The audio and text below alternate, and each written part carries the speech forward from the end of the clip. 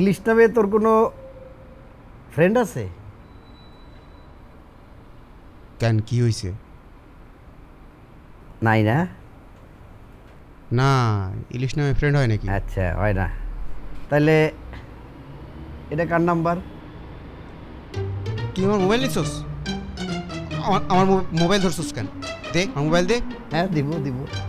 তার আগে আব্বার একটু ফোন করবো, ফোন করে বলবো যে তোমার ছোট পোলা সব কাজ কাম বাদ দিয়া হ্যাঁ প্রেম করে বেড়াইতেছে। তাতে তোর কি লাভ? লাভ? আমার অনেক লাভ। আমার লাভটা হইলো আব্বারে ফোন করার সাথে সাথে তোর শ্বশুর করে বাড়িতে নিয়ে যাবে, আর বাড়িতে নিয়ে ওই যে সকির চাচার মেয়ে শাপলা তার সাথে তোর জোর করে বিয়ে দিয়ে দিবে। অসম্ভব। হ্যাঁ, আমি মইরা গেলেও গ্রামে যে সগির চাচার মেয়ে শাপলারে বিয়ে করতাম না, বুঝছস? তার মানে তুই কইতে চাস যে আব্বারে ফোনটা দিব না? এর মধ্যে তুই আব্বারে টানতেছস কেন?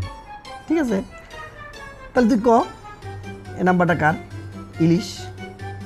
ইলিশ, ইলি মানে ELI মানে হচ্ছে ইংলিশ রোড, আর SH হচ্ছে শু। ইংলিশ রোডে একটা শুয়ের দোকান আছে, বুঝছিস না? খুব সুন্দর শু পাওয়া যায়। তোর জন্য আমি সেই শু কিনে দেব। মহাকাল? মহাকাল? মহাকাল হচ্ছে ওই যে মহাকালীর খালাম্মা। মহাকালী খালাম্মা? তাহলে বিকাল? আরে বাড়িওয়ালা খালাম্মা। খালাম্মা সবই বুঝলাম, তাহলে পার্কারটা কেনা? পার্কার?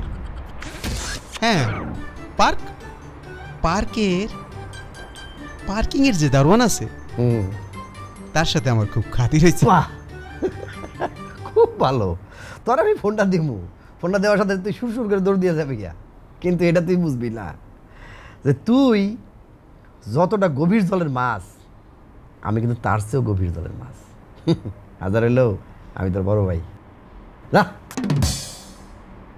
বাদাম আছে, বাদাম, এই বাদাম, বাদাম। মামা, বাদাম লাগবে নাকি?